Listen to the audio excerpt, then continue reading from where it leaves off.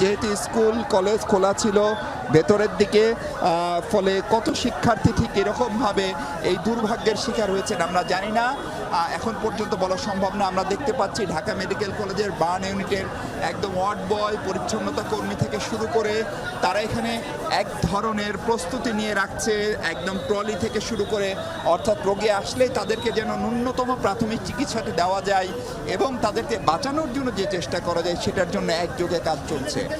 এটি এমন একটি ঘটনা যে ঘটনার জন্য আসলে কাউকে সরাসরি দোষারোপ বা দায়ী করার সুযোগ নেই, কিন্তু তারপরেও আমাদের চিকিৎসকরা সেটি করছেন। এই মুহূর্তে আমরা দেখছি যে 12টির মতো অ্যাম্বুলেন্স আমি আসার পরে থামলো এবং সব মিলিয়ে একটা প্রাথমিক ধারণা ওয়ার্ড বয় বা যারা রিসিভ করছেন বা পুলিশের কর্মকর্তা, তাতে 30 থেকে 32 জনের মতো রোগী এরই মধ্যে হয়তো এখানে এসে পৌঁছেছেন। সংখ্যাটি একটু এদিক সেদিক হতে পারে, যদি কম বেশি হয় সেটি আমাদের অনিচ্ছাকৃত ভুল। আমরা এটিও দেখছি